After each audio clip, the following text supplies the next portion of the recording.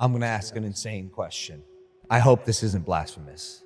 It probably is. No. Please, we like blasphemy. This is insane. Is there a chance that Jesus did exist, but he was a freaking genius, a marketer, an orator, a storyteller, maybe even a little crazy?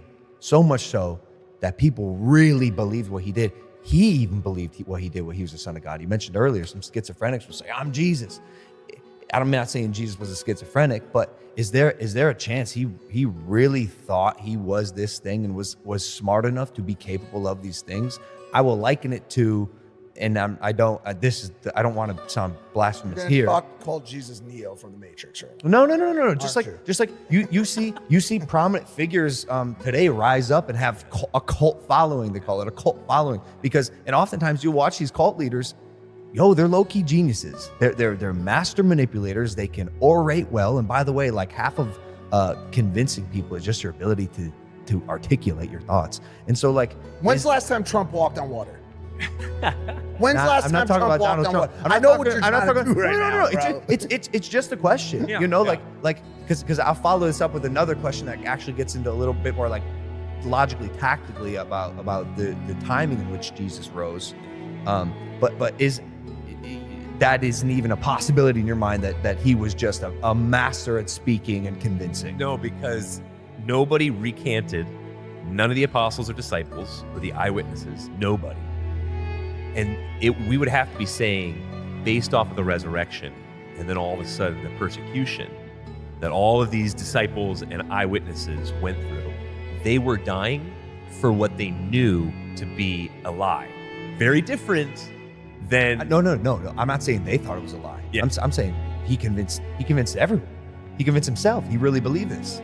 Oh, but you still have to deal with the resurrection, right? Whether the resurrection actually occurred. Based on eyewitnesses, correct? He's saying Right. It was like magic, basically. No, I'm Like a not. magic No, trick. I'm not. Yeah. I'm saying, like, once you're so rooted in a belief system, there are people in cults right now who will tell you some absurd that they believe in absolute sincerity, Right. because their cult leader told them it's true. But And that so they there were had seen. 100 different would-be Messiah movements when Jesus was alive. Okay. Around 100. This is kind of what I'm. All of them either disbanded or the Messiah figure was killed. Oh. So Jesus Christ was the only one who pulled off this magic trick and converted over half the known world at that time. Fair.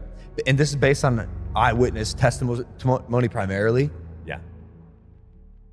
Hey everyone, it's the Beaten Sheep here. Today we're addressing a really interesting question that came up. Could Jesus have been just a genius storyteller or a master manipulator who convinced himself and others that he was the Son of God? Let's dive into this from a once saved, always saved perspective. First off, let's tackle the idea that Jesus might have been a brilliant marketer or orator. While it's true that Jesus was an extraordinary teacher, the claims he made about himself go far beyond what any mere human could legitimately claim. He performed miracles, healed the sick, raised the dead, and ultimately was resurrected himself. These are not things that can be chalked up to charisma or delusion. Now, some might say that people can be incredibly convincing, even to the point of leading cults where followers believe the impossible. But here's the difference with Jesus. He wasn't just a charismatic leader. His life, death, and resurrection were prophesied hundreds of years before his birth. And his resurrection was witnessed by over 500 people, 1 Corinthians 15:6.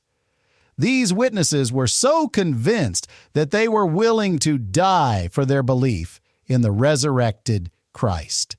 People don't willingly die for something they know is a lie. Consider this.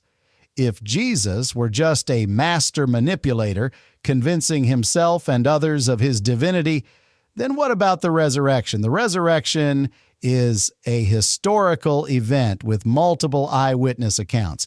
Skeptics have tried for centuries to disprove it, but the evidence for the resurrection is compelling and robust. If we look at the apostles, none of them recanted their testimony about Jesus' resurrection, even under extreme persecution and threat of death. They believed because they had seen the risen Christ with their own eyes. It's one thing to follow a charismatic leader while he's alive, but it's entirely another to maintain that belief unto death, knowing it to be false. And let's not forget, Jesus' teachings were radically different from any cult leader. He preached love, humility, and servanthood, and he fulfilled prophecies that no one else could. If he were merely delusional, the movement would have crumbled after his death. Instead, Christianity flourished, spreading rapidly across the known world, precisely because of the resurrection. So, no, Jesus wasn't just a genius storyteller or a master manipulator. He is who he said he is, the Son of God. And the proof of this is not just in his teachings, but in his resurrection, which assures us of our own eternal security in him. Remember John 10:28-29, where Jesus says, "And I give unto them eternal life, and they shall never perish, neither shall any man pluck them out of my hand. My Father, which gave them me, is greater than all, and no man is able to pluck them out of my Father's hand." If this message encouraged you, hit the like button, subscribe, and share it with others. Let's spread the good news far and wide. Stay blessed, stay fluffy, and remember, you are loved forever.